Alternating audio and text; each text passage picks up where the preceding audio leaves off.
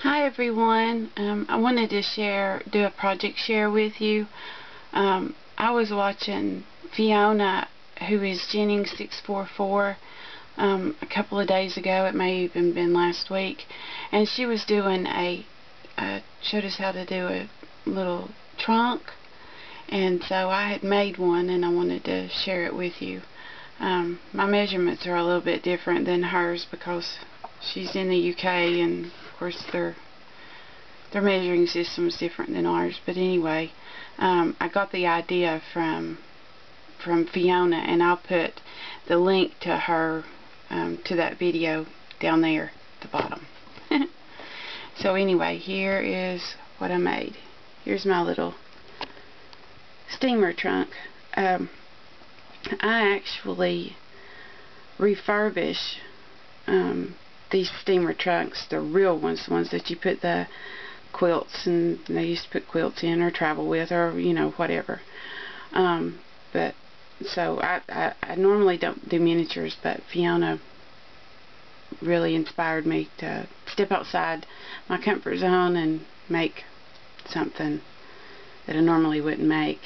But what I made this one with, she made hers with foam board. Well, I didn't have any foam board, but I had chipboard, but I also had some pieces of this. This is mat board, just artist mat board, that you can get at any of your hobby shops, and so that's what I used to make the bottom part of the box. And then for my top, what I did was I took a piece of chipboard, and I always save my old cutter blades for my Fiskars cutter, and that's what I kept my chipboard with, because I don't want to take a fresh new blade and try to cut my chipboard, so I always save my old ones. Well, what I did here was the cutter was really in bad shape and it wouldn't cut all the way through, so it made it perfect, and it made like little, let's see, do you see all the little ridges that's in there? And it looks like the real slats from that chipboard, and it was just bent over really easy. And then this is these are chipboard slats. I'm sorry if I'm rambling today, my mind's somewhere else, but anyway, these are chipboard slats, and then I took and painted them black, and then dry brushed some brown on, and then rubbed a little bit of antique gold rubbing buff on them. And then Fiona had been talking about Butterby scraps, so I had placed an order with Monique and had gotten my order last week, and so I was using some of her metal embellishments, and that's what this back part is here, was just a little metal embellishment from it. And then this was a little, I don't know who did the little key thing, but I glued that on there. And then down here at the bottom, these little feet are actually, I took and cut up one of these from Butterby scraps, and that's what the rest of the metal embellishments are. I just took and cut out what I needed, and they're different shapes, as you can see here. Try, don't make you sick. And then on the sides, they're a little different, as you can see, but it was all cut out of one of these. And then on around, and then right here on these, that's also a piece of this, but it's just like the very inside tip to make my little handles for, or my little holders for my leather. This is just a piece of leather. It's like shoe leather that I stained black to put on there. And then on around to the back, as you can see, and the little handle and all. So I'm going to try to open this with one hand, hopefully. So I opened it up, and I tried to do this as authentic as what I've seen some steamer trunks come in. And years ago, they would line their trunks when they would start getting worn out with newspaper. So I thought, well, I'll just use like a newspaper print and old print and all, and that's what I did, as you can see up here. And I just Mod Podged it in and did some distress paint. And then this is the top, what I call the guts, so to speak, of the trunk. You're very fortunate nowadays to find a steamer trunk that has the guts in it. And when I find one, you know, a real one, I'll be sure to get it, and usually redo them. And I store my scrapbooks in them in my living room. So anyway, this opens up, and on the inside, here's my little miniatures. Oh, I hope I don't make you sick. But I made these little file folders,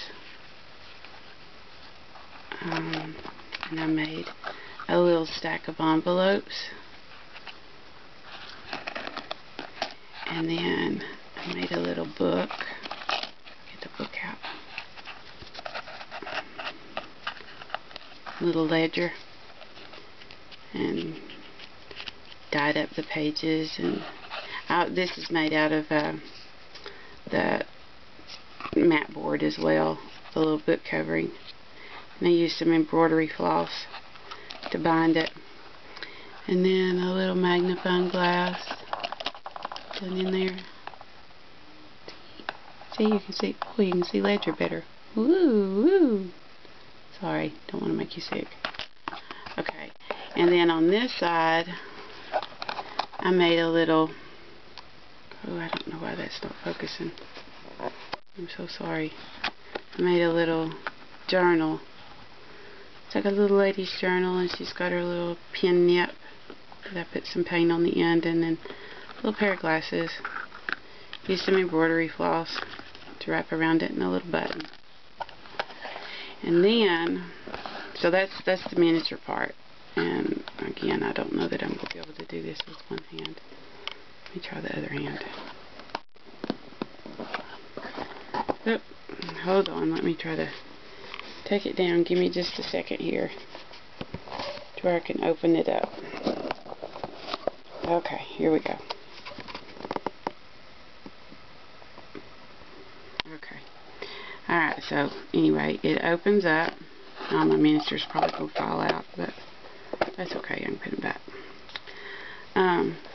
It opens up, and I thought, well, it needs to have a purpose. Normally down in here is where they would put their clothes and stuff when they were traveling. And in my real life steamer trunks, it's where I have my scrapbooks. So I thought, that's what we'll do. We'll put pictures.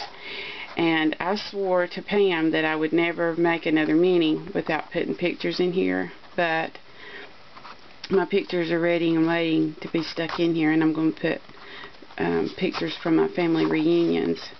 But I made this. The covers are also made out of the artist board, not the artist board, the mat board.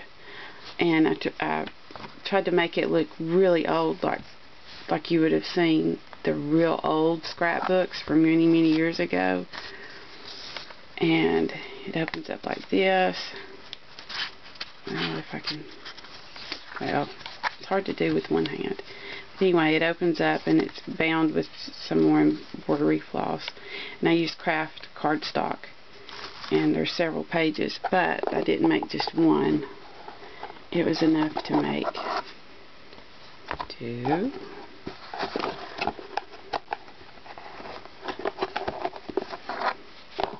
3. So that's what I'll put my family reunion pictures in, and I'm going to try to get those printed off today before I have to go back to the hospital to see my dad, but I'm not sure that I'll get them in there today. At least try to get them printed off while I'm doing some other things that I'm going to have to take care of today. But that's it. That's my project. And again, if you want a tutorial as to where I got my inspiration from, like I said, my dimensions are different. I guess I could give you some dimensions. Let me close this back up. I could give you some of my dimensions. They are, the box is like 5 7/8 wide and about 3 inches high and about, let's see here, about 3 inches deep. And then, let's see, this part is approximately, because I didn't really have a pattern, so I just kind of went with what felt right. It's like 1 7/8 high to the peak of the top of the trunk. But just kind of do what I did, cut and fit as you go, because I didn't have any measurements, like I said. Oh, and then I guess this was laying here on my craft table. Remember I was telling you that I wanted to try to make some little butterflies like the ones that I was running out of.